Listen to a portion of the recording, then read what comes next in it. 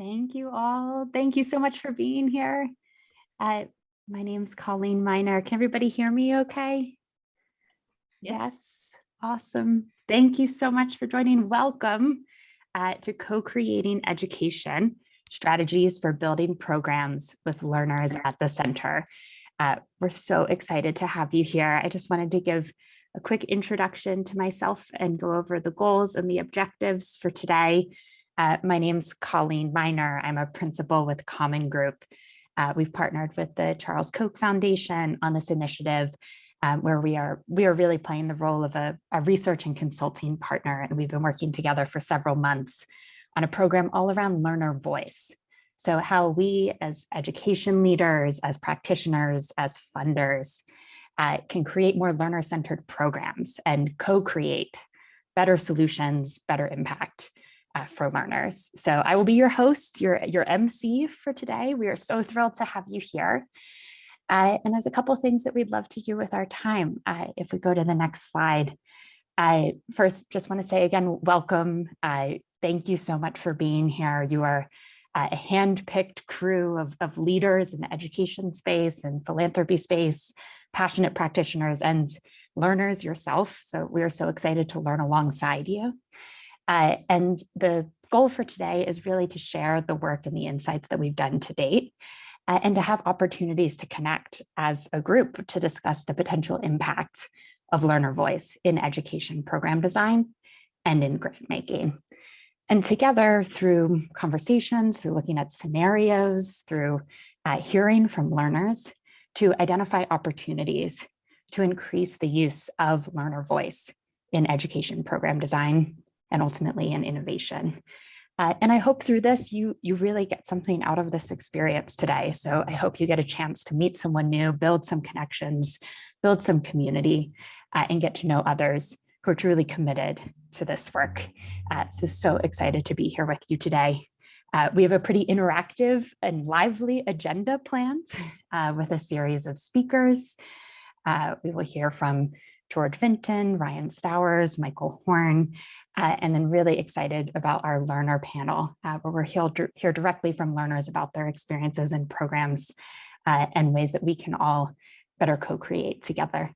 And then we want to create some great space for us all to connect in smaller groups in breakout sessions to really talk through scenarios, talk through themes, big questions of how we can better collaborate to create better programs and better outcomes. So a lot to do, but just so excited to have you here with us today. I'm sure everybody is very familiar with Zoom at this point, but just to kind of put down some common grounds, kind of lay the lands, please drop any questions that you have throughout this event into the chat. You should be able to chat, I believe, Michelle and Elizabeth. But if you have any questions for the panelists, for the speakers, any technical issues, please just post them in the chat. Be prepared to be active.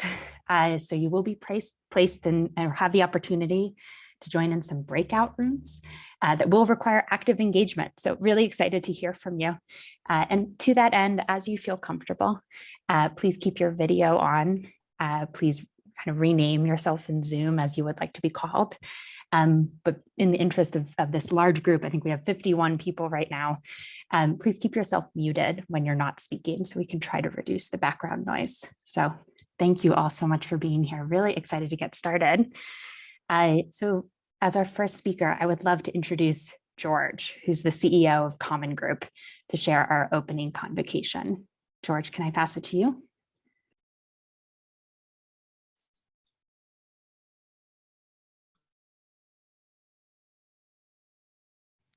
Yes, thanks, Colleen. Really struggling to get off mute there. I'm not sure that's not the first time this happened in the last 2 years, and probably not the last. Anyway, it's wonderful to be with you all. It's great to see so many familiar faces and also to see many new faces as well. We have a packed agenda today. We're extremely grateful for you all spending a couple of hours with us.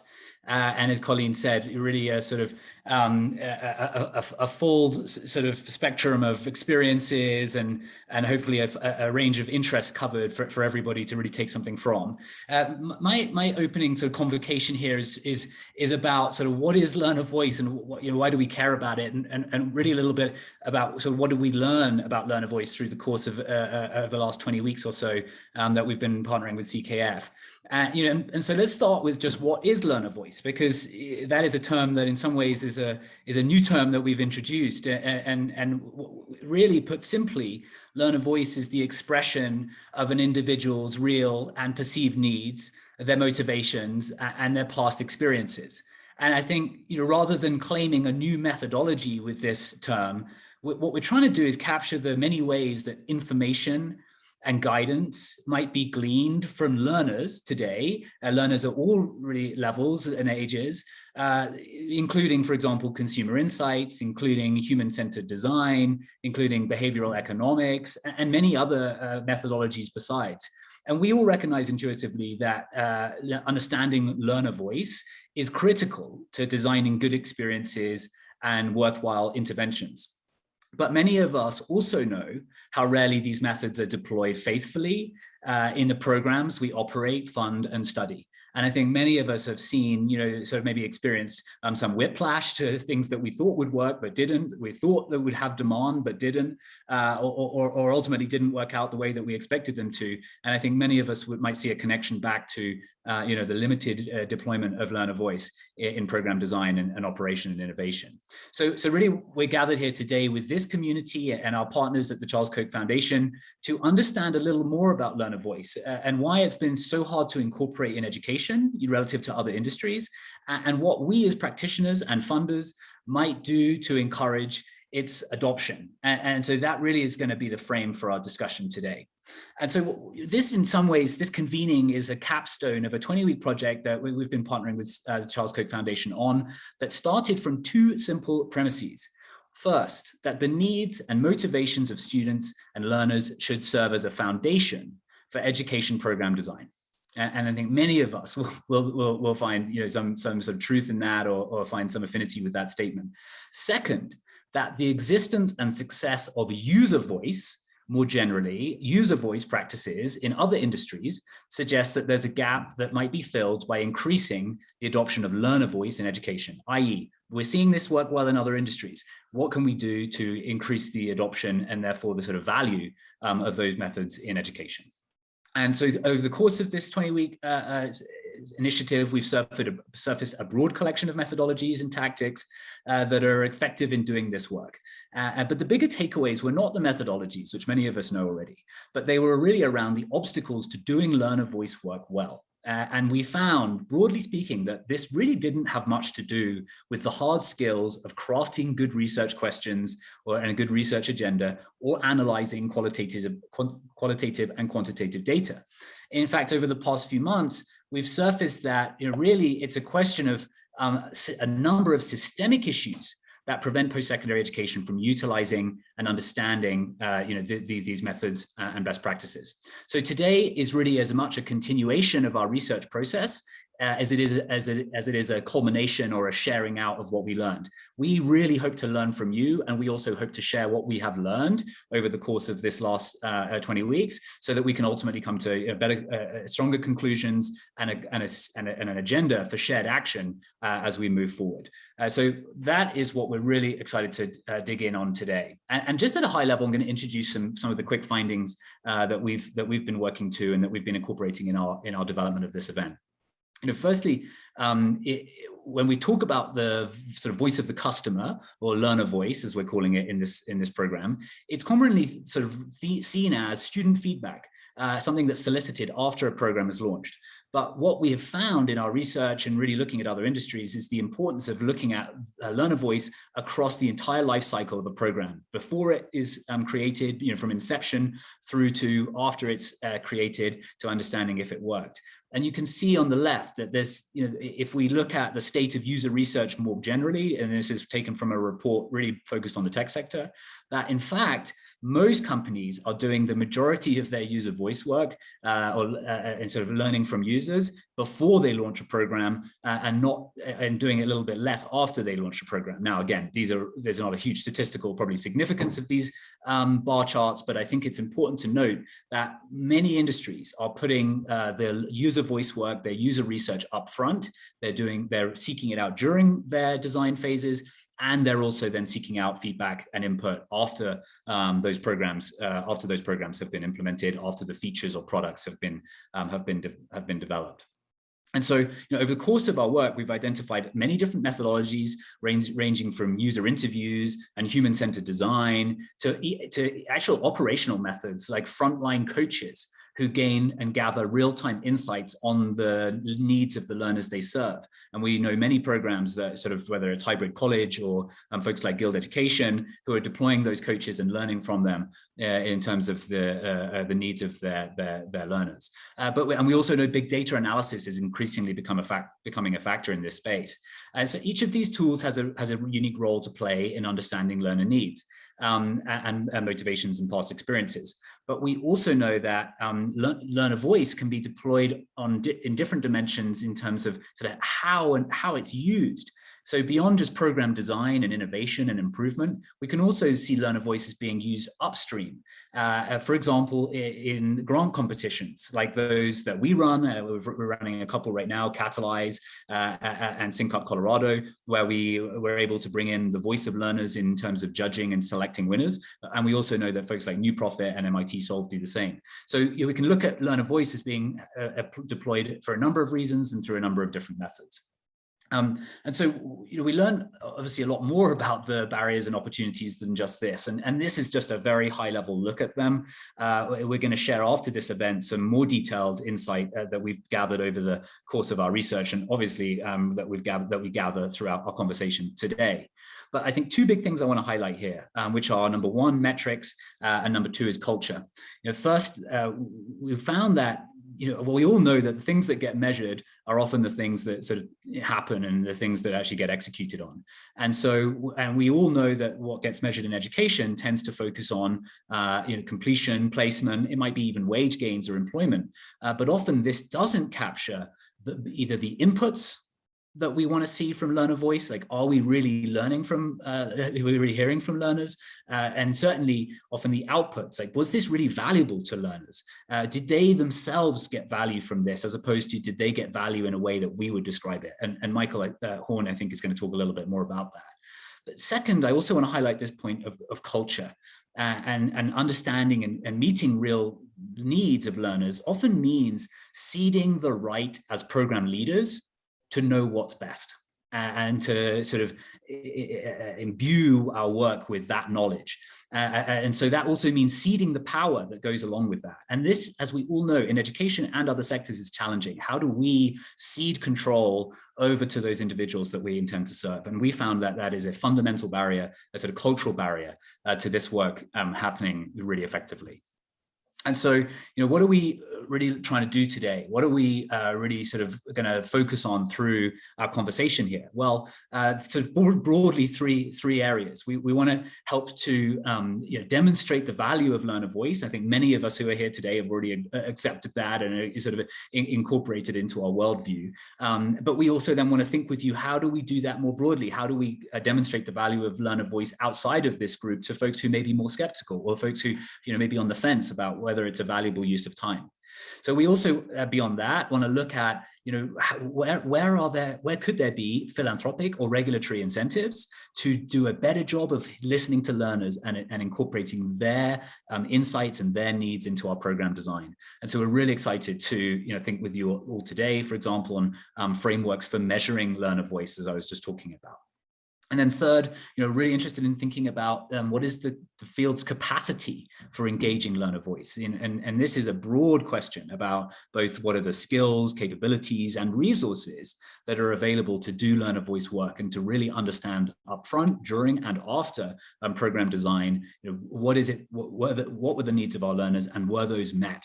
And so looking at that from the perspective of capacity, we think is really, really interesting.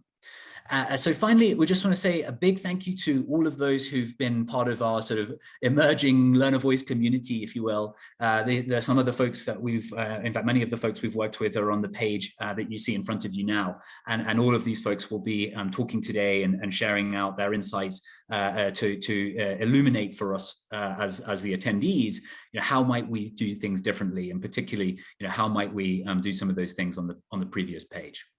And so, just want to say, again, an extremely sort of warm thank you for everybody who's contributed to the project, and also to everybody who's attending with us today, because we know that this is a significant commitment of time. And we know also that this is sort of somewhat of an abstract and emerging area. So we really appreciate you joining us, you listening along with us, and really sort of learning alongside us. And I want to call out as well our learner panelists down below, many of whom have joined Common Group in our user research, and also we've also got folks representing Skill Up and New World Narrative.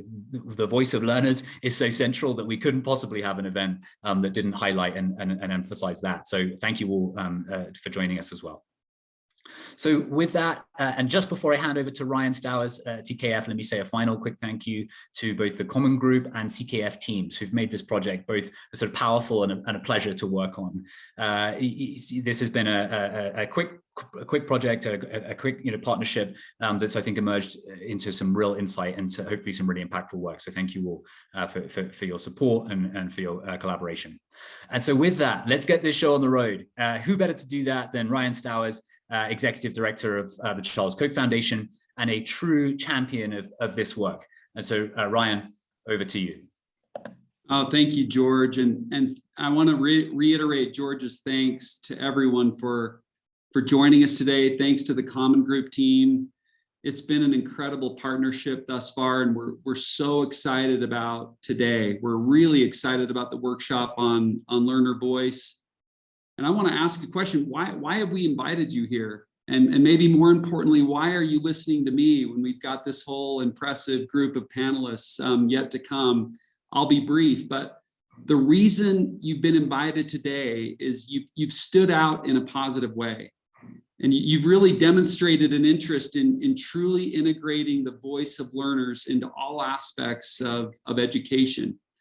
And our hope today, and again, I think George laid this out really well, our hope today for ed entrepreneurs who are here, this is really about empowering you with the network and knowledge to take things to the next level.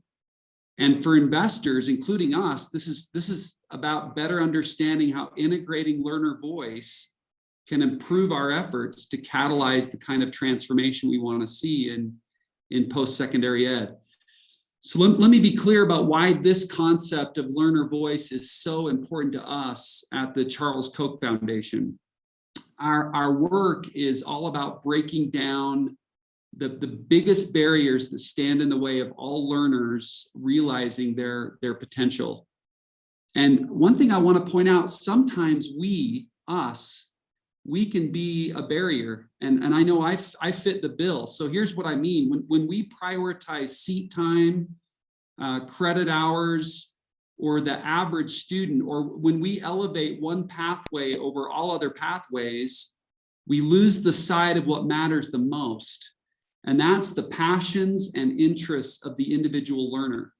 So let me pose a few questions for you that I think highlight the current state of post-secondary ed, and these dovetail really nicely with the points that George made. So feel free to answer in the chat as we go, if that makes sense, or you can just guess in your head. But there's only 3 questions. So the first one, what is the percentage of Americans who believe that universities need to do a better job of changing to meet the needs of students versus the percentage of those who believe students need to do a better job of adjusting to the tried and tested model of a traditional 4-year degree? What do you think? And it's okay, I can't see the chat, so I'm just gonna assume that you're thinking of brilliant answers. So 61% to 16%.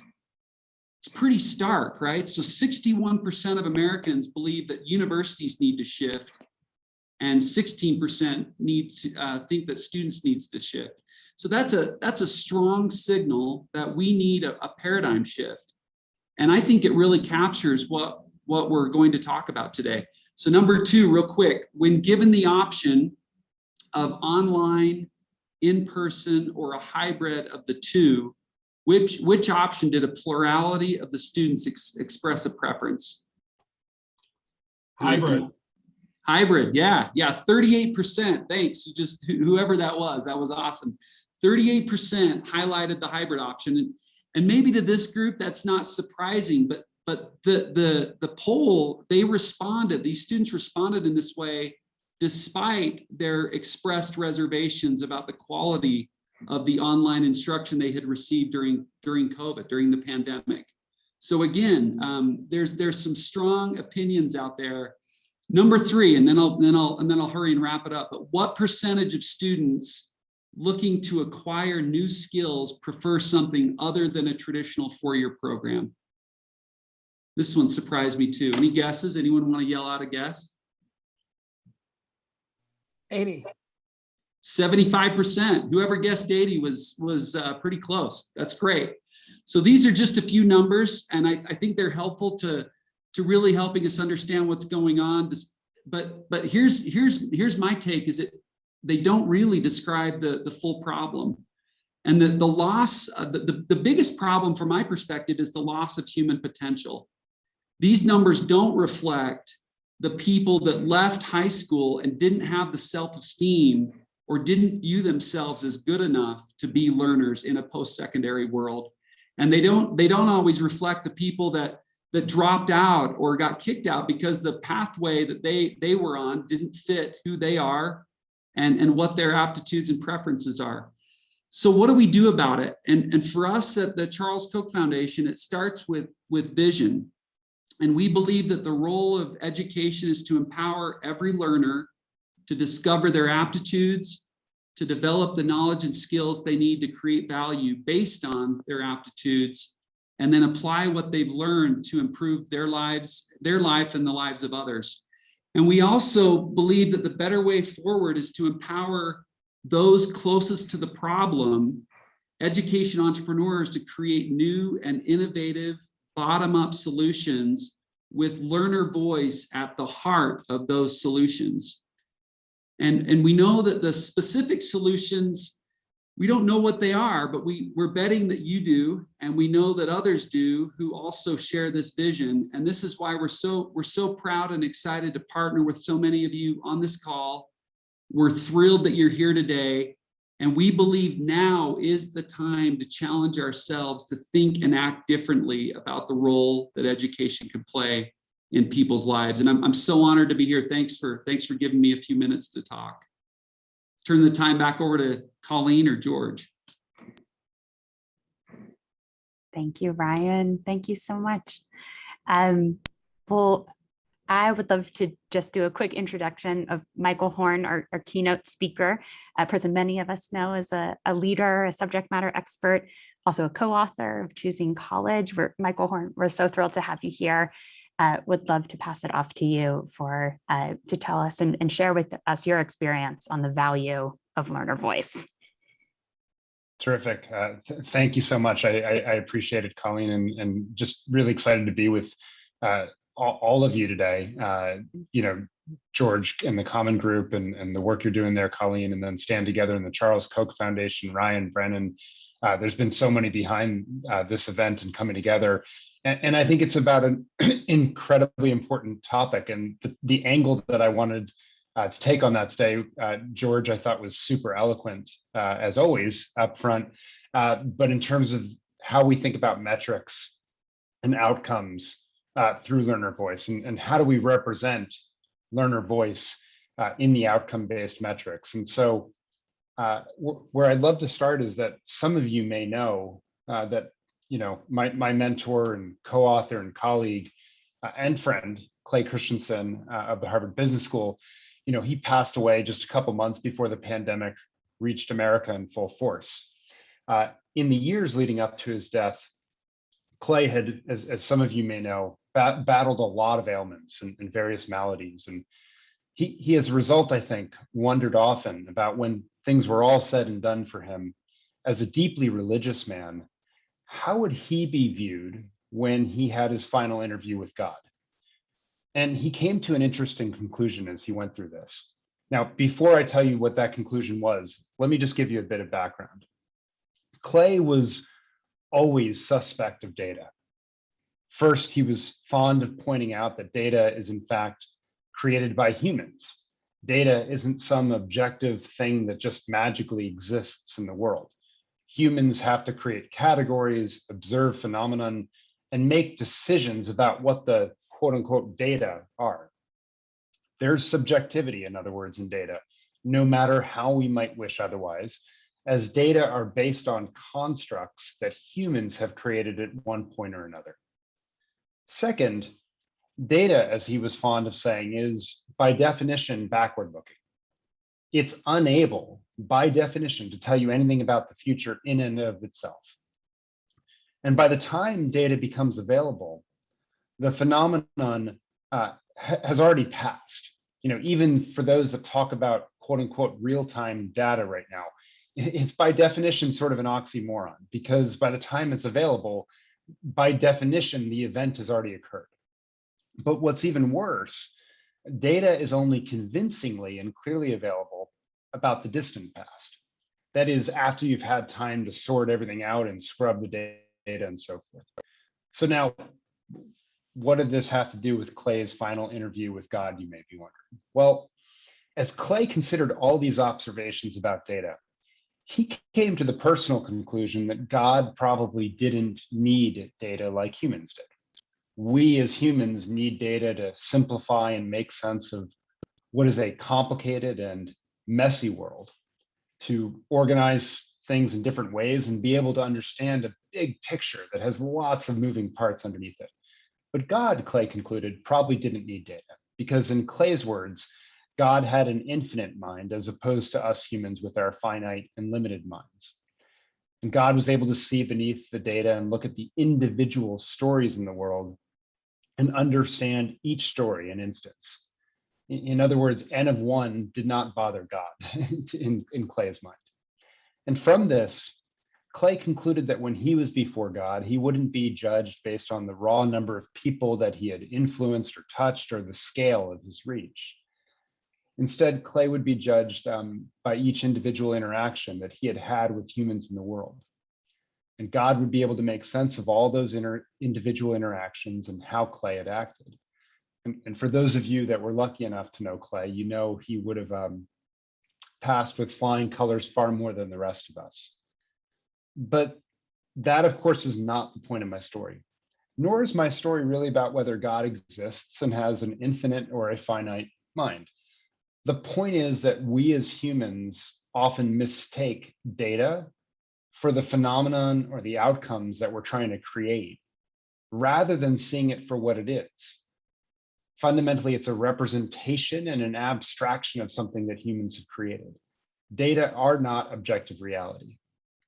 And yet we also know that data has an incredible power to motivate how organizations optimize themselves to make the data look good.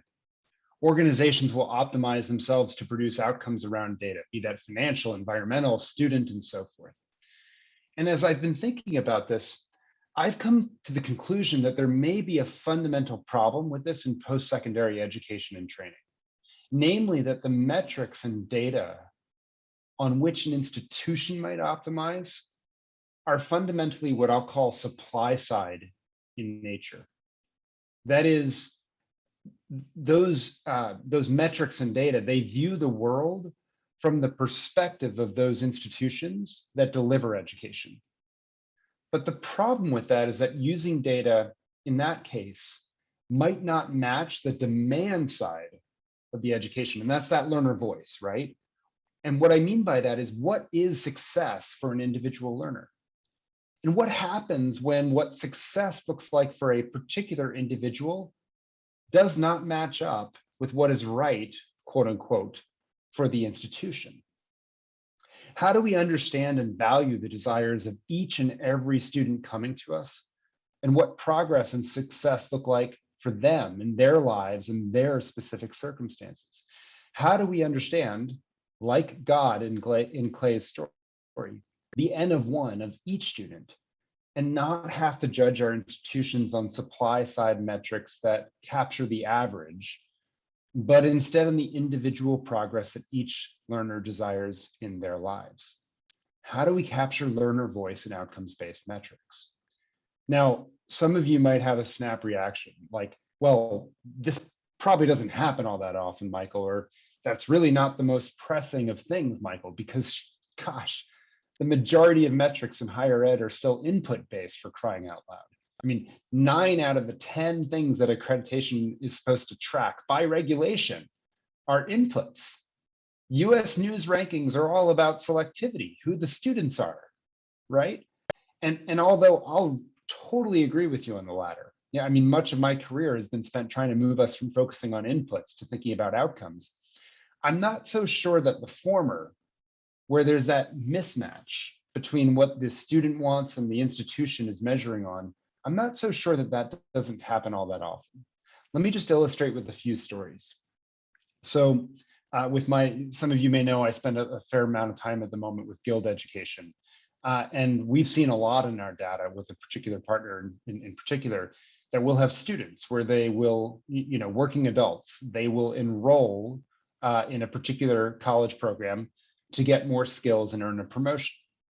And the program is multi-year, but after a year, they've acquired a bunch of new skills and then they get that promotion. And that promotion means like, tens of thousands of dollars in increased income. This is very meaningful to them and their families. And then they press pause on their enrollment in the learning program. Now, according to traditional metrics, that would be like a dropout or a stop out, and it would be considered a terrible outcome. But is it really? I mean, they just got this meaningful promotion in the salary gains and the affirmation that comes with it. Now, Guild is certainly not the first to recognize this. Community college presidents have been saying this for years. And when I was creating the Education Quality Outcomes Standards Board, a framework around standards, we tried to account for that by allowing institutions to claim their value in a variety of ways: placement into new roles, salary growth, what do students think after the experience, and so forth. Because we want to capture that. We also want to, not use it as an excuse, of course, right? That, gee, trust me, they got promoted. We wanted to be able to really measure, hey, what is it that you're producing for students? But I still think this is maybe a little insufficient. So let me go a step further and be even more provocative. In our book, Choosing College, that Colleen referenced, we identified 5 different jobs to be done for why students, quote unquote, hire college. And not just college, it's any post-secondary program. And you'll have to read the book yourself to get all the nuance, but I'll just make a few points. One of the jobs we found is what we called help me get into my best school. And success there for the student is all about getting in, not what happens next. So how do we think about outcomes in that situation? There was another job called Step It Up. This was all about helping a student step into the next thing in their life. This is like the Guild student, right? Trying to earn that promotion. It wasn't about the credential per se. These students felt like, gosh, it's now or never. People are depending on me. If I don't take this next step, then the window is going to close. I've got to step it up. And I know the skills and credentials I need to take that step. But it wasn't about the credential per se or the program. It was a means to an end. It was a gateway to something else.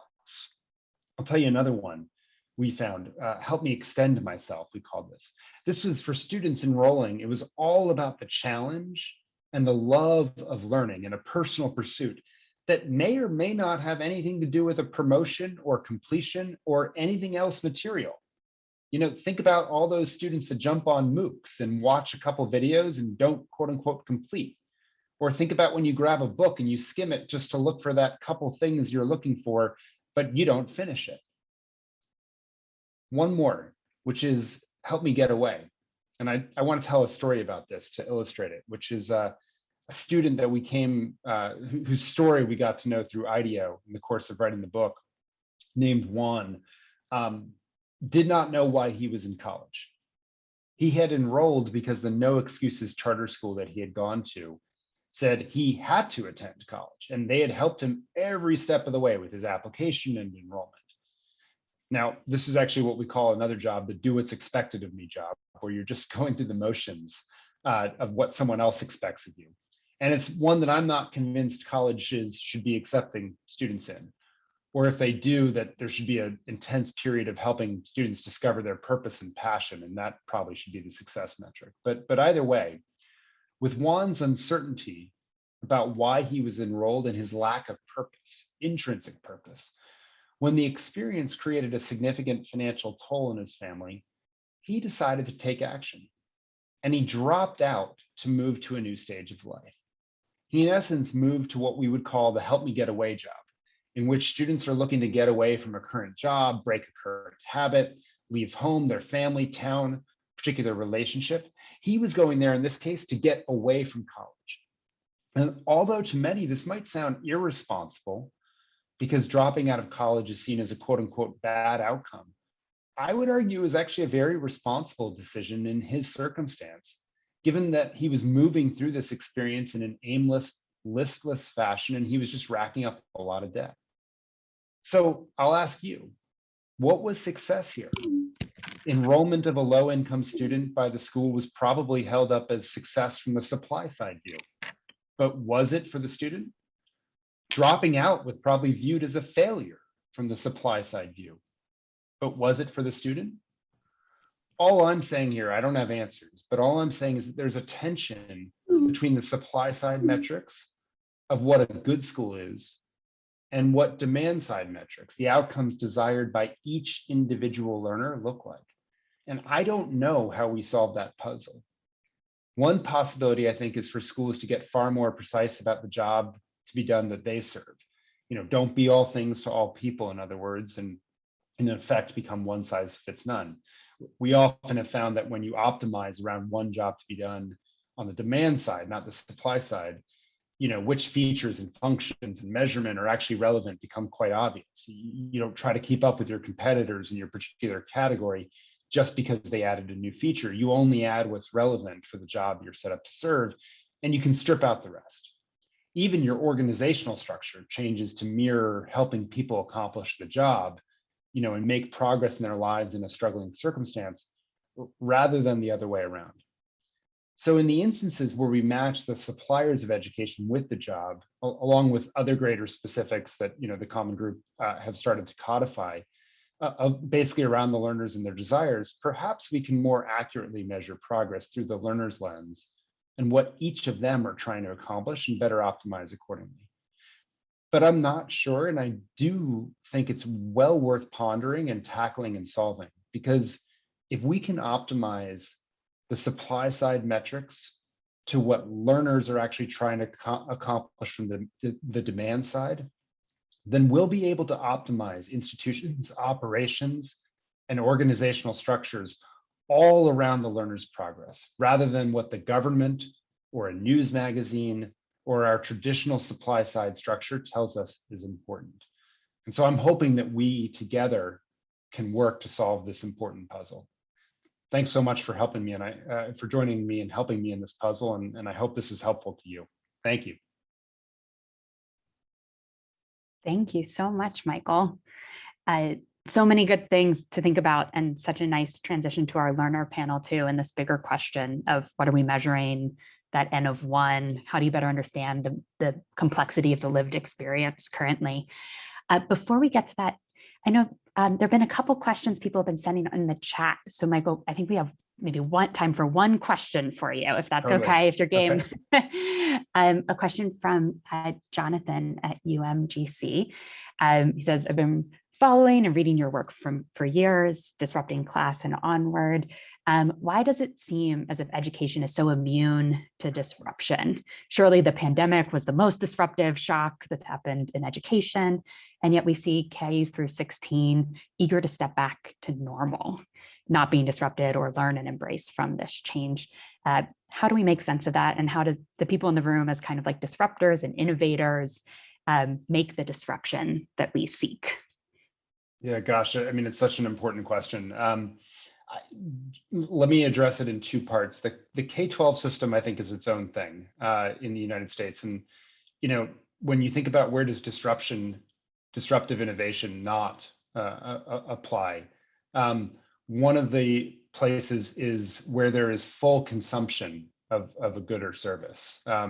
Disruption applies, you know, when there's either we're over-serving people and there's some price component, or there's non-consumption. And if you look at the K-12 system in the United States, by and large, you know, non-consumption does not exist. So we've taken the ability away to really have disruptive innovation at the schooling level in many cases.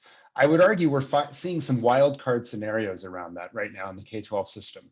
Places where you've overserved families, and so micro schools are coming in because they don't want that private school experience. They don't want a homeschool experience. They don't want the overserved public school experience with all the arts and sports and things that they're not going to take advantage of. They want the specific tailored experience to them. And so if more and more families, you know, 1.5 million by current estimates, are opting for that micro school or pod type experience. And with that and education savings accounts and some of these things, I'm sort of curious to see where that goes in the years ahead. But by and large, the disruption that we wrote about in Disrupting Class has to occur within a system, right? Disrupting the classroom structure within a school system. And I think that's one of the reasons it's so hard. Higher ed, I think, is different. We're seeing disruption, I would argue, occur, whether it's through you know, the Western Governors Universities of the world, the Southern New Hampshire universities of the world, you know, a lot of the boot camps and opportunity pathway programs that we've seen emerge. We're seeing those disruptive innovations gain scale and gain ground, but it's never the case that like the existing system just stops or changes itself and gives way. It's more that a parallel system emerges over time, and one by one more people migrate out to it, and it's a long process. You know, when I think because of Silicon Valley, we have the sense that disruption should occur overnight. The reality is, like, you know, the disruption of steel mini mills, which was Clay's one of his famous examples, was like a 40-year process. And in such a regulated space of higher education where there's public subsidies and accreditation and very little desire to price below, you know, Pell Grant and all these complications, I just think it's going to be slow moving, and it's going to take a while. And that supply side infrastructure that we're talking about today is deeply cemented around a particular view of learner voice that is at odds with the plurality of many, many different voices and circumstances and jobs and so forth. And there's a whole set of constituencies that have a lot of stake in holding that up. And so the only way you unseat it in regulated markets is one by one people come out to the disruptive system. That gains more ground and can rethink over time the regulatory regime and metrics and so forth. But it's why I think we really need to wrestle with it sooner rather than later, because I think we need to redefine it around learner voice as we build this new system, not on the heuristics and metrics of the old system, which I think in the end would doom it to sort of look like much of that old system. It's one of the reasons I think it's important for those of us on the ground to be thinking about how do we truly optimize around that learner voice. So hopefully that answers longer perhaps than you expected, but thank you. Thank you, Michael. And thank you, Jonathan, for the great question. I'm sorry, I misspoke of where you're from. You're from ACUE, but thank you so much. And please keep the questions coming. Michael, I think thank you so much for taking the time and such a good setup and transition of thinking about how we can how to make the change one by one, kind of disrupting and innovating together by bringing in learners or new constituents or communities to really help lead that change. So to that end, I'm really excited for us to segue to our learner panel. It'll be moderated by Ibundu with some featured learners, Andrea, Jasmine, Jessica, Ming Wang. So excited to have you here. Thank you so much for sharing your experiences and perspectives with us. Ibundu, and I think Michelle, over to you. Hi, everyone. My name is Yabundu Kante. I'm the founder and CEO of New World Narrative, which is a purpose-driven fashion company that exists to educate and empower Generation Z to socially impact their local communities. One of our educational initiatives is the FIRE Institute, which stands for the Freedom in Radical Education. And what we do is combine film photography with hip-hop pedagogy to teach Harlem and Bronx-based students more about their cultural history and different social justice issues that are affecting their communities as of now. Our educational initiative is currently in development and is being supported by the Essentials Fellowship by an organization called 4.0 Schools. And what they do is help me with gaining more insight from current students, so receiving the value of learner voice and helping me to implement that in the design and launch of our educational initiative. So I'm really excited and thankful to be here with you all as we think about how we can incorporate learner voice into the various educational programs that you all are a part of. And I'm very excited to talk with our panelists as well and gain their insight. I'm going to hand the mic over to Michelle so that she can of an introduction to Common Space. Thank you, Yobundu. I'm Michelle, I'm with Common Group, and I wanted to give a quick intro to Common Space. So Common Space is a program through Common Group that engages learners to provide feedback on potential new educational programs. Through Common Space user panels, we've enabled Sync Up Colorado and Catalyze Challenge to select the best solutions that speak to learners' needs and motivations. And Andrea, Jasmine, and Ming on the panel have actually participated in Common Space panels. So thank you very much to them and for everyone on the learner panel for joining today. I will pass it back to Yobundu, who will introduce the rest of the panelists. Yes, so today we have Ming Wang from Skidmore College, Andrea Bonilla, who received her BA from Lafayette College, and both who are from Common Space as well as Jessica Johnson, who received a business management and human resource management certificates from CareerSource, and is from Skill Up Career Builders.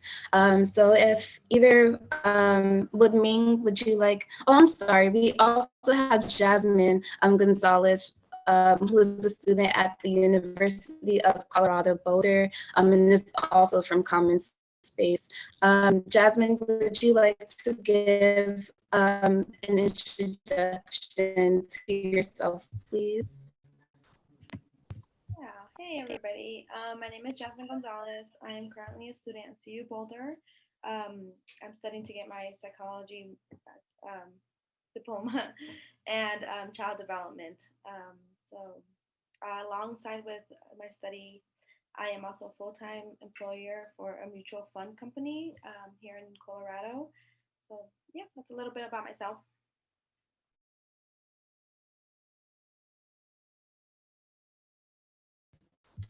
Ming, would you like to also introduce yourself? Thank you, Jasmine. Hey everyone, my name's Ming. I go to Skidmore College in upstate New York, and I am majoring in social work and minoring in sociology. And to me personally, I am a ESL learner, English as a second language learner. So currently I am doing research assistant in my college, working with a professor working on how to help LGBTQ youth navigate the social service system.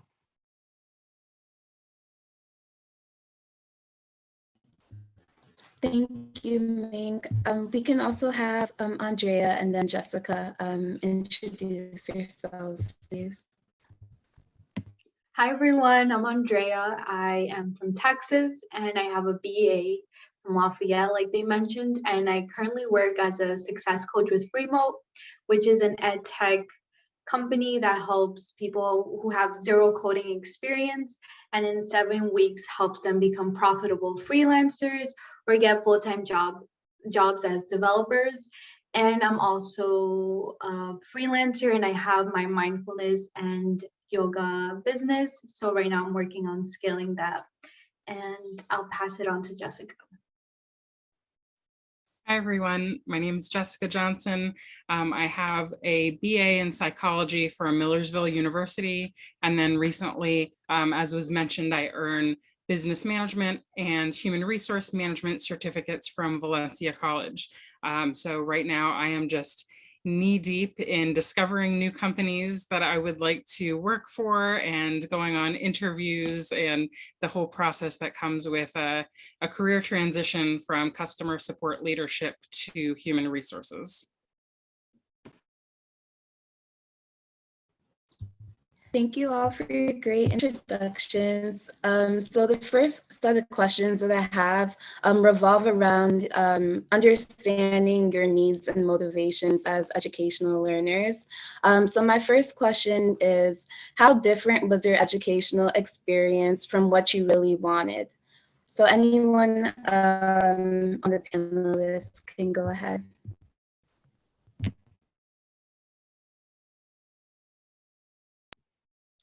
So I will say that you don't know what you don't know. And so I went into education with more of the step it up mindset that Michael mentioned. Like I know where I want to go, and this seems like the right path. So that's what I'm going to do. And then got into it and understood a little bit more about what was expected on the other end, as far as what are companies looking for, how does this education align with that. And so I went into it wanting to learn what I was taught, but not realizing that there was actually more that would be expected of me going into an HR job that is not currently being taught in any schools or programs that I'm aware of.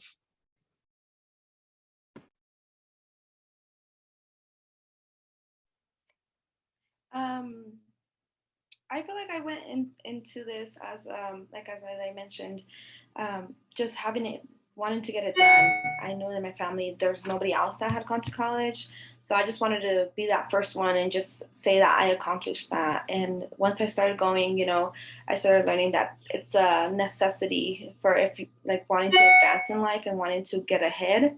I started seeing that it's something that I just not want to accomplish, but it's something that I need to accomplish. And as I started going more through my classes, I realized that it's not just learning and just passing the class. It's about learning and using it for bettering yourself in your career, for bettering your family, everything, all the aspects of your life.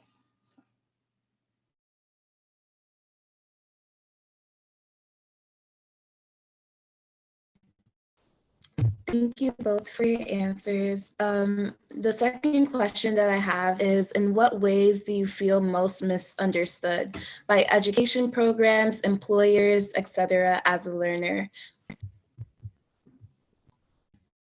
I talk to students all day long, and I think that the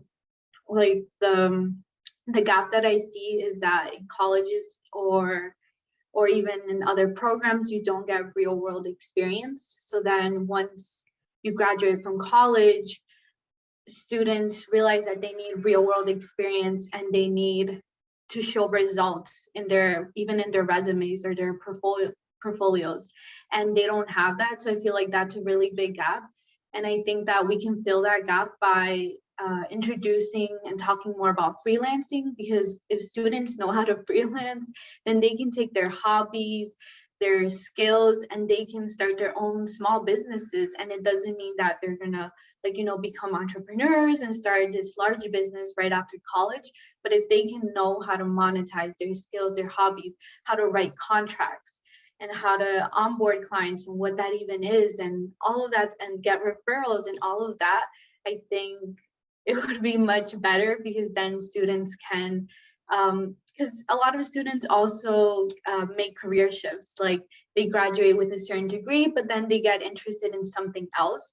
And if they knew how to freelance and how to have those basic skills to communicate with clients and market themselves, and once again, contracts, because those are important, then they can make those career shifts much easier, and also feel comfortable that, okay, like I used to like this, but now I don't like that as much, but I can make that shift because I have these really strong foundational skills that allow me to branch into different careers and in different job roles. So having that real world experience through freelancing. Me personally, I've always felt like I've been misunderstood when it comes to both my career and school. I have been by myself since I was 17, 18 years old, lived on my own, you know. So I had always had to have 2-3 jobs on top of studying. And I feel like a lot of professors or careers themselves don't understand that everybody has their different path and everybody has, you know, something going on. So like with learning, you know, some professors expect you to have 100% like your mindset on learning that and studying that and only that, because, you know, you don't have anything else going on. But in reality, we all have jobs and we all have family and we all have all these things. So it's a little stressful on that aspect, that they just don't understand that it's not just school or work. It's a lot of things going on.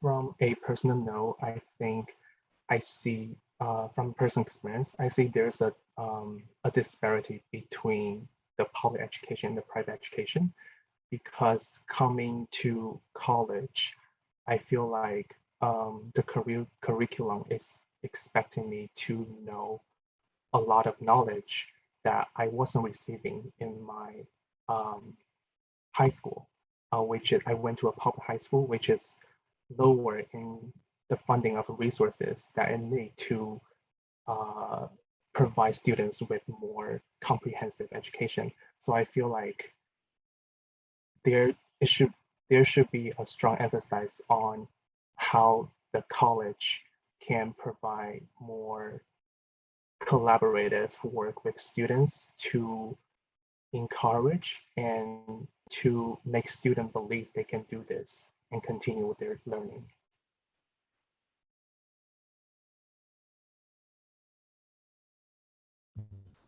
Thank you all for your feedback. I'm hearing a lot of more passion and purpose-driven, or at least like educational programs should be more aware of the passions and purposes, or at least like cultivating that purpose within the student, as well as being mindful of our realities and the different aspects of our lives that are impacting our educational experiences, and also being mindful of the fact that not everyone is coming from similar backgrounds, and we're all at different starting points when we enter like higher ed spaces. So on to the next section, we'll be talking about the insights on education programs. So how have you been able to share feedback today to leaders of your educational institution or program, and what has your experience been like?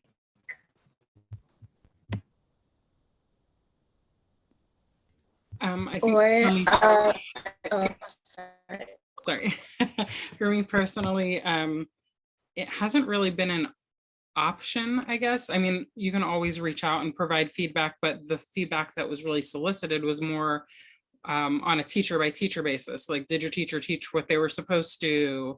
How did, you know, it was more of a review of them versus what was your education like? Like, did you reach your goals? Did we provide what we set out to provide?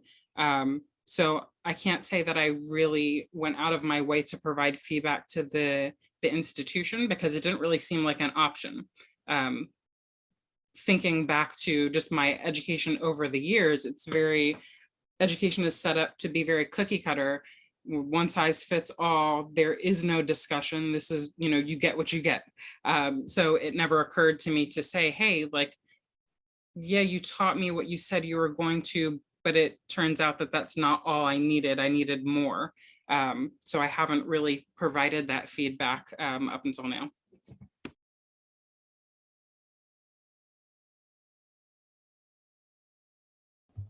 Thank you, Jessica.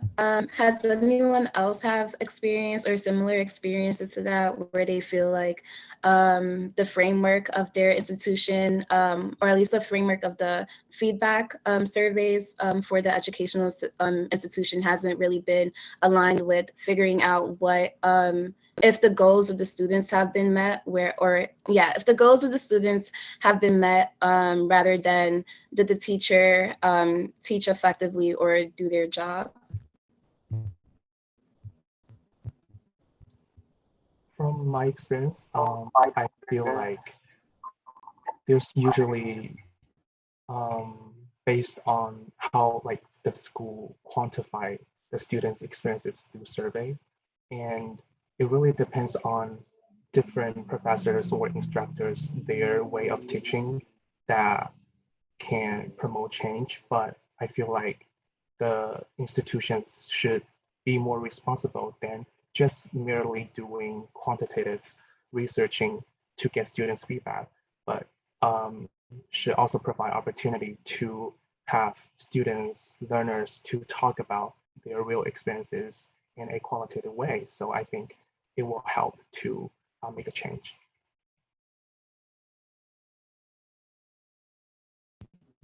I'm curious to know if any of your educational institutions have had like hosted any panels to gain like feedback from students, because I went to Bryn Mawr College, and like every semester we would have an event called Big Cheese, where the deans of the colleges would come in and they would ask us like what are either new strategies they feel like the school as a whole could implement to make the school more accessible to us, whether that's with like access resources within the classroom, or if that means getting better financial resources so that students aren't working excessively and like can have allocate more time to studying. So I'm curious to know if your school has done, or your educational institution has done so, or not, or if that's something you would like to see them implement. My university itself doesn't do like a panel kind of situation, but they do like surveys at the end of each semester for, individual teachers and your professors themselves. I do feel like that's not very, what we answer is not heard, it's not used, because I have gone back to professors and I have gone back to, maybe they're doing a different course or something, and I've gone back to them and it seems like what we have mentioned in our notes or in our surveys, it's not updated, or nothing's changed. So I do feel like our voice isn't heard as much as it should be. Thank you, Jasmine. Another question that I have is, what advice would you give education programs or funders who are thinking of incorporating learner voice strategies into their practices?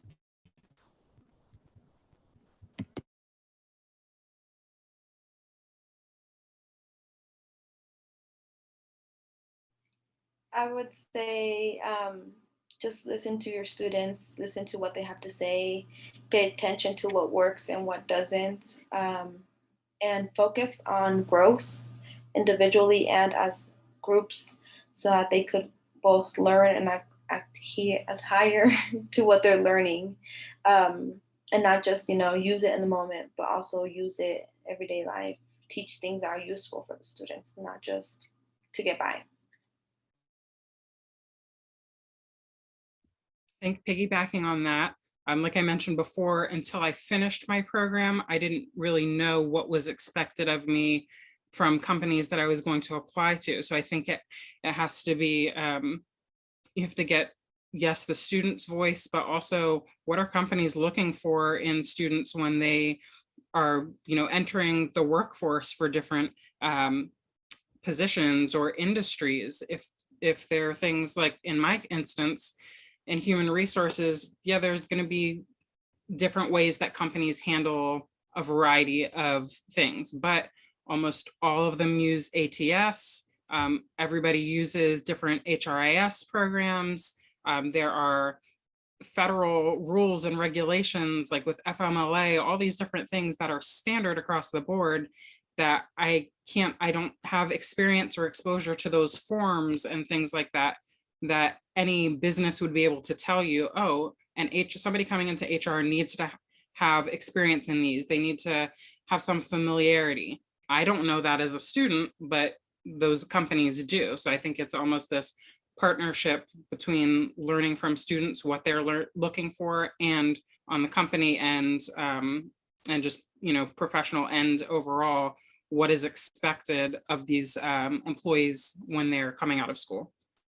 But my advice on top of that is just to, I guess, stay strong, because I know that when you make big changes like this, there's tons of pushback, and it's like, well, we've done it this way for years, but that doesn't work anymore. So just, knowing that you're going to come up against challenges, but that, we as students are saying it doesn't work for us anymore. And so we appreciate the hard work that you're going to put in to make some changes. I loved what Jasmine and Jessica shared, and I would also add, I'm a big advocate of undocumented and Daca students, because I think that they're ignored a lot of the time in post-secondary education, and their needs are ignored. And there's just so much potential there for programs that can be designed to meet their needs, and also just so much potential that these students have, and that they don't get to explore in the US, and a lot of them end up moving to other countries. And even students who like undocumented or Daca students who do end up going to post-secondary institutions, their needs are just not met, because an undocumented student gets a degree, but then they can't do anything with that degree. And so then they end up moving to another country where they can actually do something, like actually work, because here they can't work.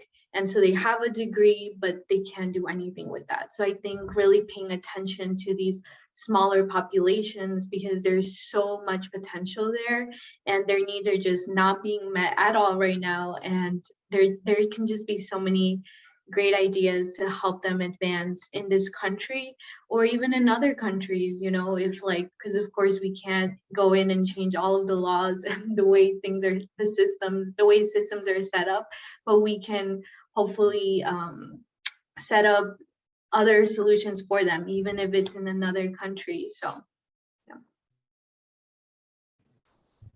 Thank you all for your feedback. Before I open the floor to questions from the audience, I would like to quickly know, looking to the future, what would you hope for in ensuring your voice and future learners' voices are heard?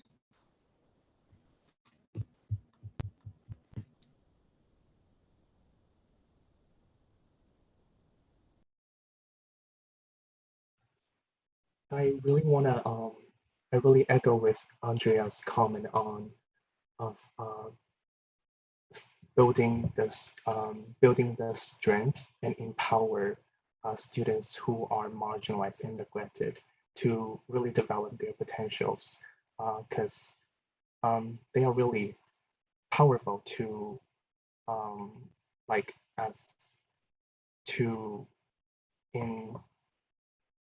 to help in this education and in their careers, and even for society.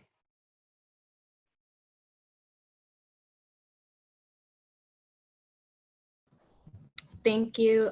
We're running a little bit short on time, so I'm sorry. Is there one person on the panelists who would like to share their hopes for the future before we open the floor to the audience for questions? If not, then anyone from the audience, if there are any questions, you can go ahead and ask them now. We have a couple of questions coming through the chat. Unfortunately, since we're running low on time, we won't be able to get through all of them.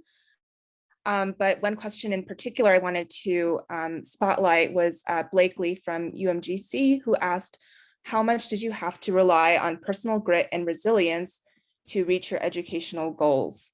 And, you know, kind of contrasting that with relying on the right support at the right time from your institutions or programs.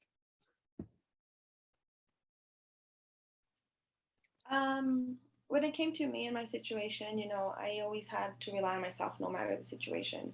There was no one there to support me through this. So I think I had to reach out to a lot of different programs in my college and, you know, figure things out. And I think it's just based on who you are and how you like to get things done. Myself, I'm very, let's get this done right now, you know, it's this way, or, you know, we'll figure it another way, but it's always getting things done. So when it comes to like the programs in my college and my university, I know they were there. A lot of the programs don't reach out to the students as they should. They don't put the students first always. So I myself made it my personal goal to reach out and figure things out and get them done one way or another. So it's just about finding what works for you and figuring things out and getting it done.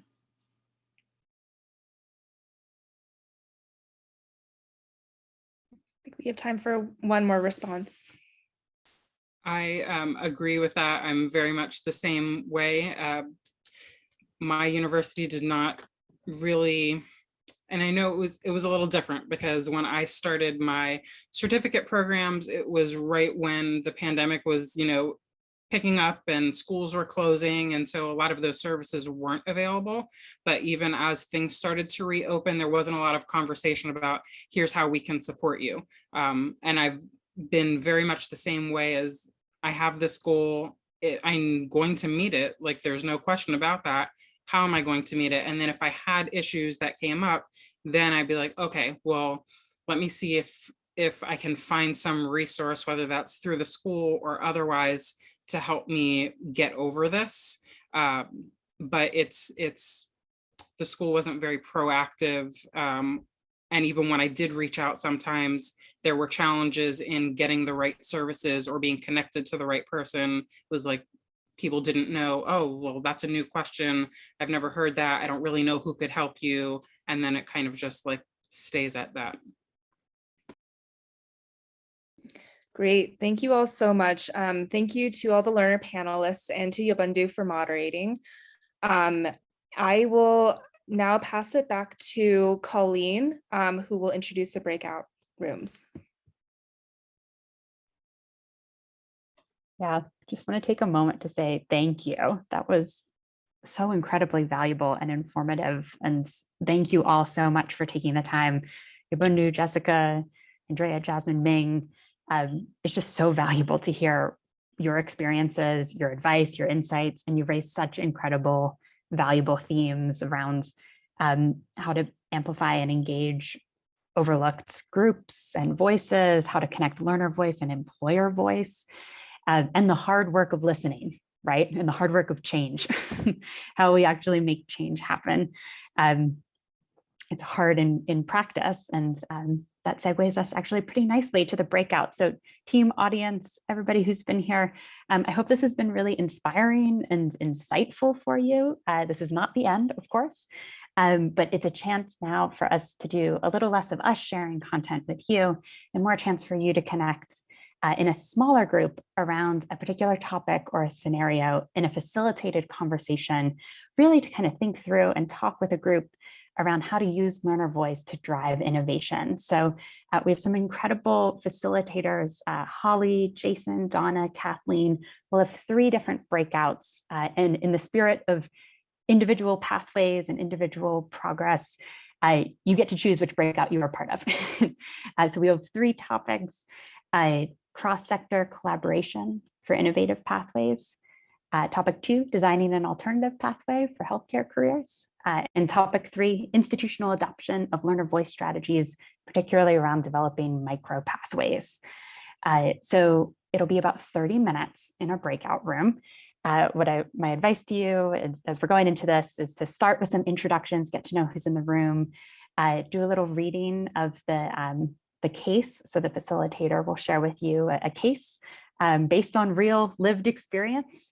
And then we'll have an open dialogue around the case and the questions you have, how you would approach it, how you would engage stakeholders, how you would engage learners to really try to solve the challenge in this case. Then our great facilitators will share how they approach that scenario, and we'll do a little debrief and Q&A. So what should show up now is some breakout rooms for you to be able to choose which room you would like to go to. George, I don't know if it's just my screen. Can you look at slide 18? The next one, please. Awesome. Okay, so breakouts. You should probably see a new button in your bottom right. The breakouts pop up.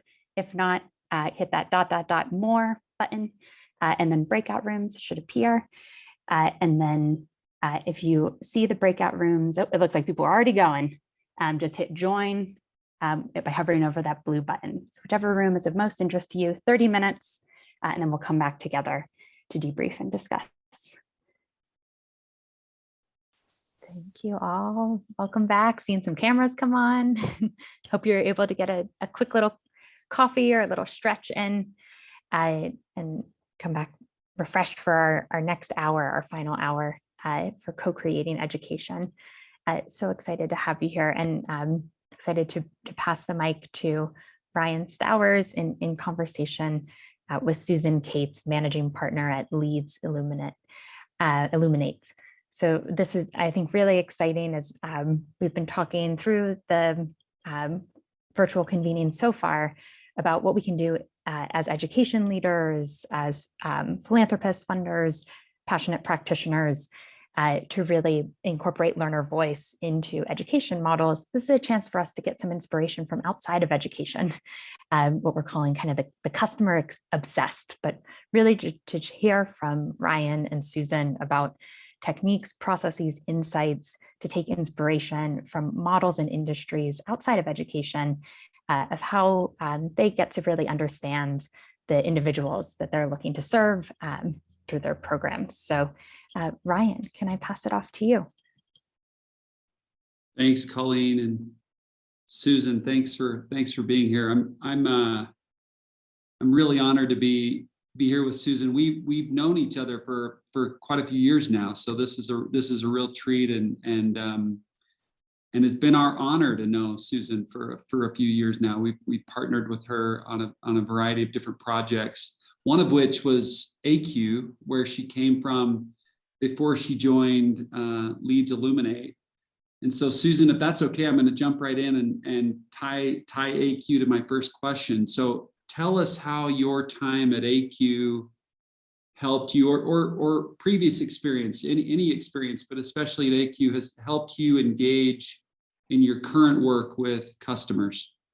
Absolutely. And first, thanks so much for having me. It's a great pleasure to be here with you. Really appreciate your partnership over the years. And Colleen, just to twist a little bit what you said, I've spent the last 22 years in the education sector in one way or another. So a lot of my examples will still be from education, but from sort of the company perspective, serving education in different ways as well. So, AQ is an organization that is particularly near and dear to my heart. AQ stands for the Association of College and University Educators. It's a mission-driven company which was founded on the premise that teaching faculty in post-secondary how to teach effectively using evidence-based teaching techniques would improve student outcomes, which seems incredibly obvious and yet sort of a revolutionary thought as well. And I had the honor of leading the team there as we grew over the last couple of years, building on the terrific work that their founder, Jonathan Gurko, and Chief Academic Officer, Penny McCormick, and the team have done over many years before bringing Scott Drand in early this year to lead their continued growth. Meeting the goal that ACU has of improving student outcomes through improving teaching required that the company really understand their learners, who happen to be university and community college faculty. The ultimate improvement for students, meeting that improving student outcomes goal, can't happen if faculty, ACU's learners, don't engage in the course and don't actually change their behavior in the classroom. So the team really built this product by listening to their learners. The product itself is a cohort-based course on evidence-based teaching techniques, but they really had to listen to their learners, who in this case are faculty, about what was important in terms of how we engaged with them. And what their learners, the faculty, told them was, we want to see the research. We're researchers. We value that. Show us the research that says that this particular technique works to engage students differently. And they said, we want to see ourselves as well. We want to see real examples of our peers, people that we see like us, using these techniques. And seeing somebody who looks like me can mean a lot of different things. It can mean I want to see a woman doing that. It can mean that I want to see someone with my demographic makeup in terms of age or race. But in this case, for their learners, the faculty, can also mean if I teach in a community college, I want to see a community college professor using these techniques and how it works in their classroom. If I'm teaching a welding course, I want to see how somebody who looks like me is using this. If I'm a researcher teaching in a flagship institution, I want to see somebody who looks like me. And so the ACU really focused on engaging and showcasing a really diverse group of faculty in that show me part, by listening to their learners and what they cared about. And their learners, the faculty also said, give me choice. I'm not a child. I don't want to be told what to do. The core approach to teaching this course is rooted in the research around what competencies are necessary, what techniques work, and driven by really good pedagogy around showing the research, showing the examples, and then having the learner actually implement things, choose one of those techniques, use it in their own classroom, and reflect on that. So, show, do, reflect, and do it again. That's how you really drive behavior change. But the way that they built the product was really informed and continually refined by listening to what their learner, the faculty member, had to say about how they wanted to be engaged to do that. And then regularly asking them for feedback, not just in the course, but after they've graduated from the course. How are you using these things still? What do you wish you had more of? What do you want next? Asking for that feedback, improving the course, improving the product, changing the implementation, changing the delivery, and then circling back and closing that loop and telling their learners how they used that feedback, which was, I think, really important, because if you ask people for feedback around your product, then you need to use it and you need to tell them how you've used it and close that loop. They also really focused on how do we tap into the motivations of our learners, and those learners, again, are faculty. And so that meant working with universities, working with community colleges to create or further develop the incentives around excellence in teaching, to really help motivate faculty to engage in something that's hard work. And changing behavior is always hard work. So, thinking about the product and thinking about the end goal and driving change, you have to really think about the incentive structures. You have to think about what's going on around your learner, and driving them to do this, to really get a great product that meets your goal. And then finally, they've been incredibly great about holding themselves accountable for their ultimate outcome and studying the efficacy. Is it really doing what we say it's going to do in terms of improving the actual student outcomes? And are we, if we're serving our learners well, is that accomplishing our end goal, and doing multi-year research studies to examine the impact? So, you know, my experience with ACU is, I think, a great example of not assuming that you know, and really thinking very comprehensively about the barriers to your product ultimately being successful in meeting your goal, and thinking about how you build that in through listening to your learners as you build the product and the implementation around it.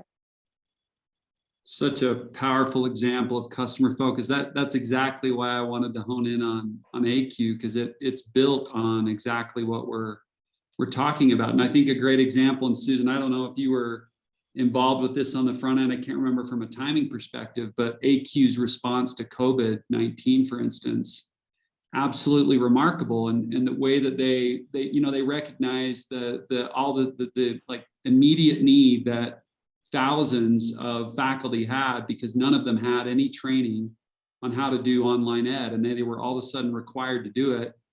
ACU was able to jump in, and there's no way that they would have been able to do what they did without that customer focus, without that customer obsessed approach. And I love the way that you outlined it.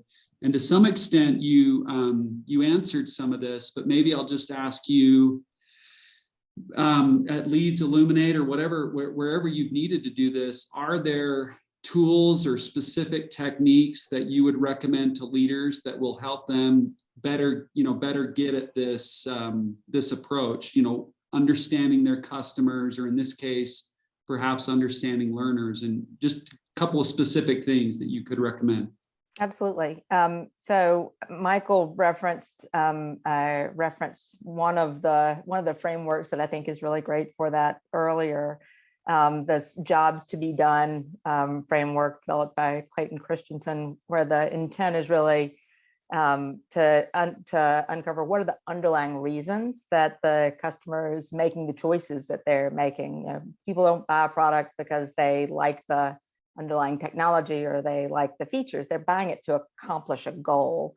So, somebody taking an Uber isn't so much focused on the technology platform. They're focused on trying to get from Brooklyn to LaGuardia in time for their flight, as an example. And so understanding what are the underlying goals or the motivations of your learner when they're engaging with you as your customer, what job are you doing for them, I think is an important framework and approach to think about.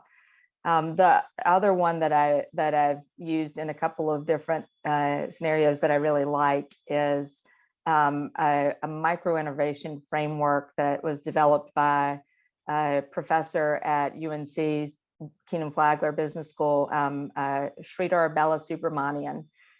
People call him Dr. B for obvious reasons. But Sridhar built this micro innovation framework around really mapping the consumption chain, looking at the 15 points at which your customer is engaging with your product, starting with how do they first become aware of your product, how do they find it, how do they pay for it, et cetera, all the way to how do they dispose of it, or what happens when their engagement with your product is over, and really looking at those points in the consumption chain, and then applying 5 sub questions at each point in the chain to look for opportunities to innovate. And it's the what, when, who, where, how.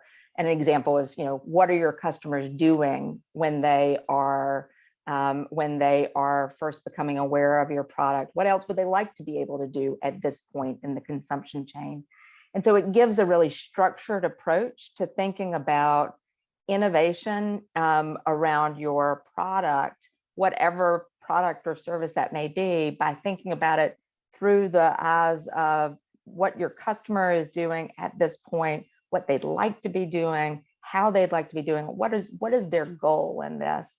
And this is an approach that I've seen work across a whole wide range of products, industries, inside traditional education as well. When I was leading MBA at UNC, our online MBA program at UNC, our team used this framework for an innovation session for the team to think about how do we evolve and enhance what we're doing in this degree program that we're offering to working professionals based on this micro innovation framework. So it can and does work inside a traditional education program as much as it does in a customer product oriented way as well. That was awesome. I learned so much every time I'm with Susan. So so let me ask you a slightly different question. Do you think there's something unique about the principles or the culture of an organization that is customer focused or customer obsessed?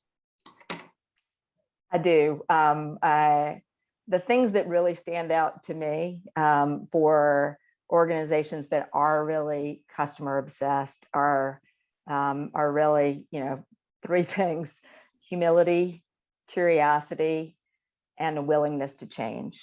Starting with humility, not assuming that you know what's best, not assuming that what you think or the way that you experience things is the way that that your customer it was what they need, is how they want to experience things.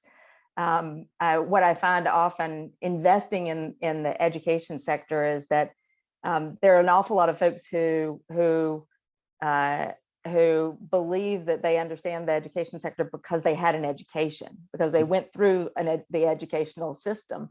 And it's fascinating to me. People don't believe that they understand the healthcare system because they've gone to the doctor.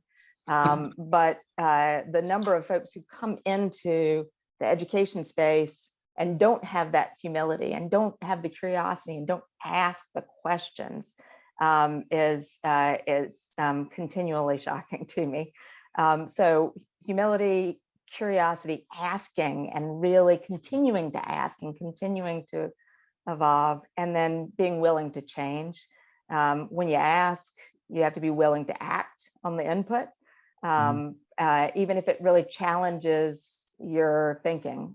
So, organizations that I think are really phenomenal at serving their customers, you see those three things consistently.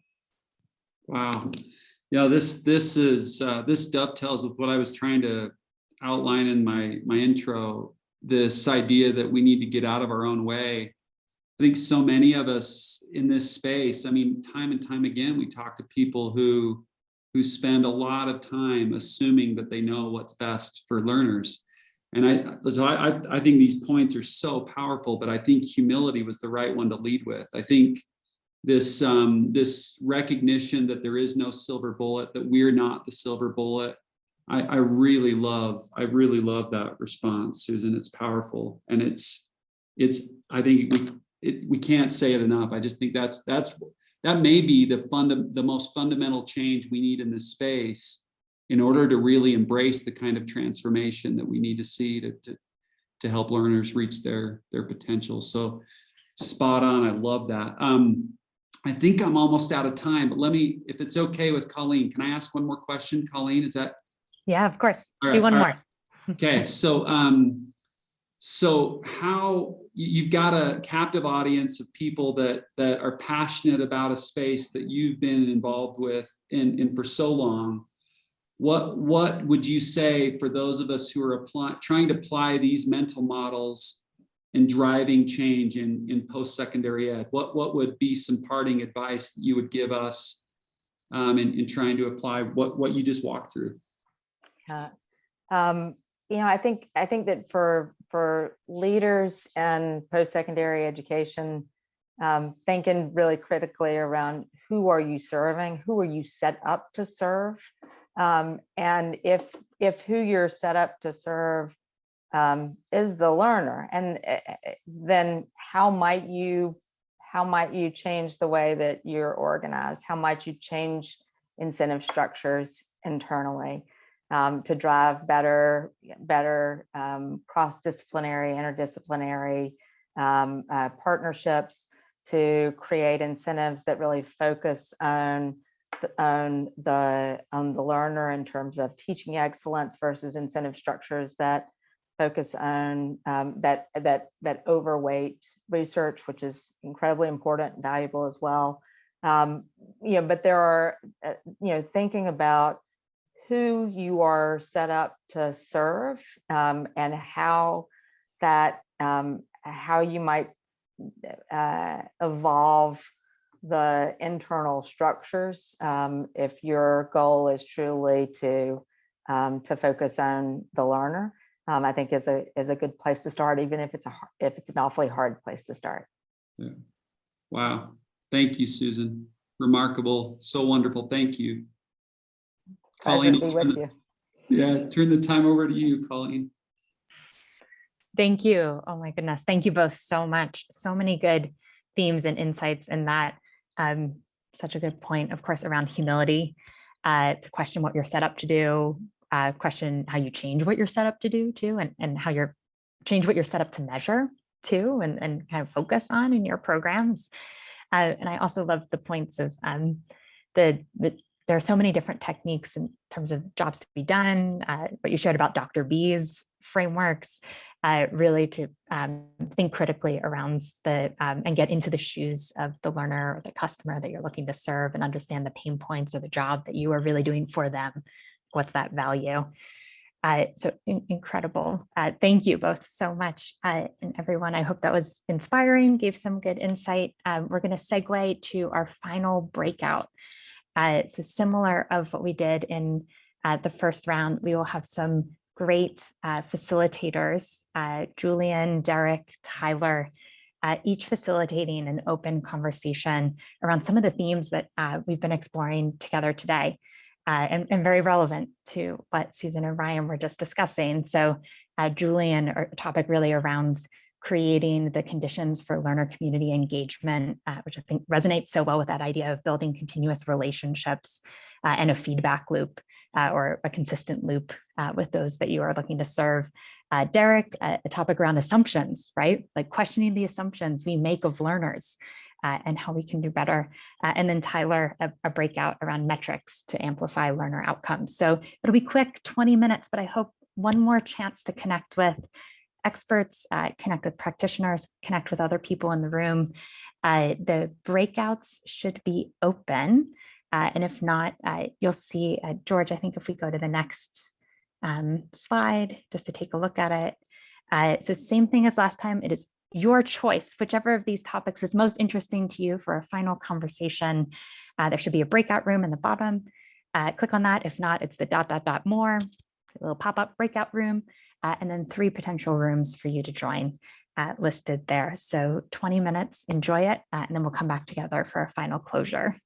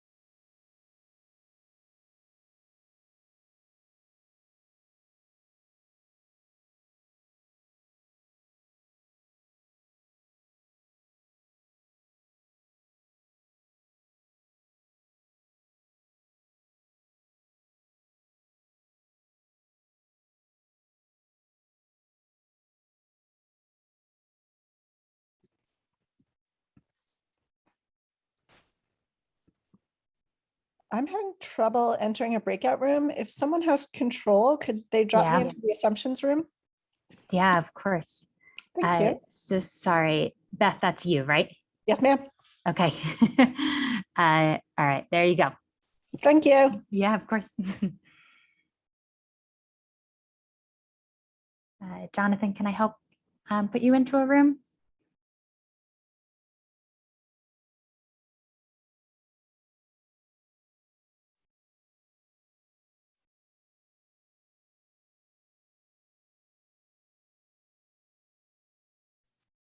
Colleen, I'm managing something at the moment. Oh, of course. Not a problem. Just wanted Sorry. to check in. Sorry. Thank you. Okay.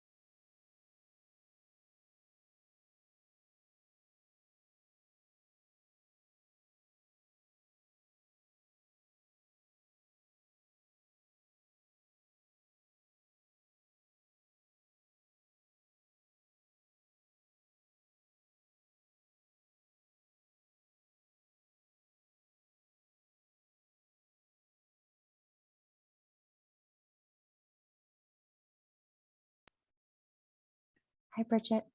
How are you? Can you hear Hi, me? good. Sorry, I had to pull out for another meeting, so I am gonna head into. Okay, I'm great. Yeah. Let me know if you have any trouble. I can move you. All right, thanks.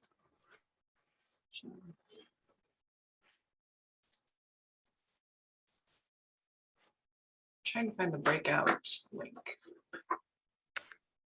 Is it in the, do you see more along the bottom? Got it. Perfect. Thank you. Okay. Yeah.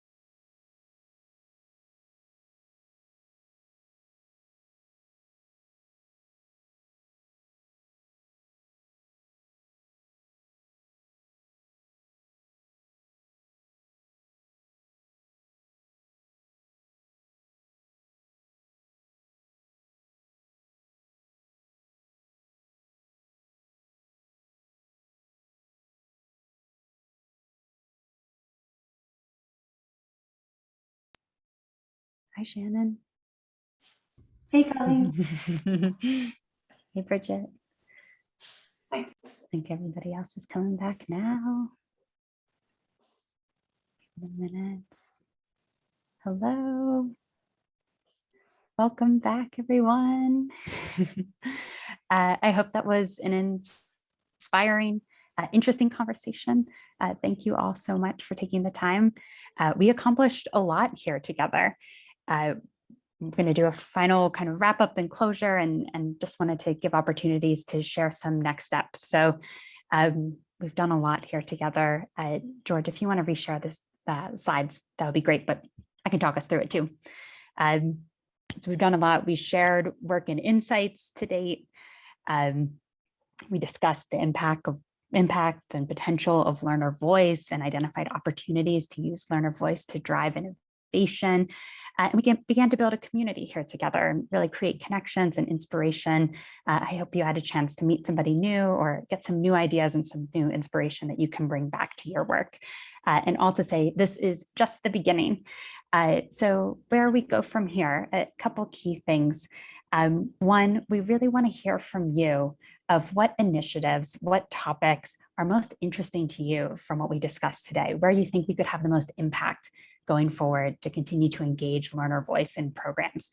So we have one survey. This is a private survey, the first one, just to kind of hear from you of reflections from today, a couple initiatives that we've been thinking about, just to hear where you think we could have the most impact moving forward and where you would like to be involved.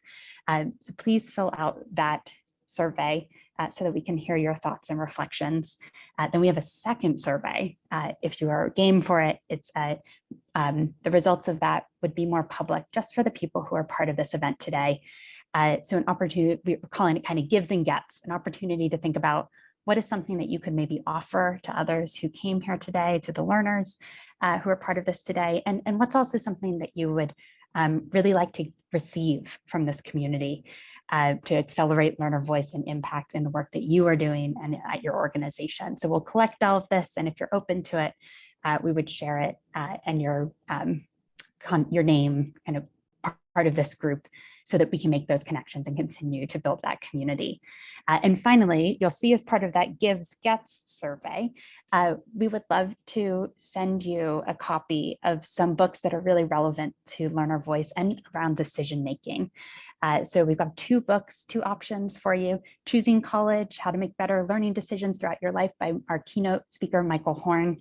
And then another book from Todd Rose, who wasn't able to join us today, but there's a lot of compelling insight and research around this space of how to better understand individuals and how to make better decisions and not rely on assumptions. So a book that'll be coming out, I believe in February, called Collective Illusions.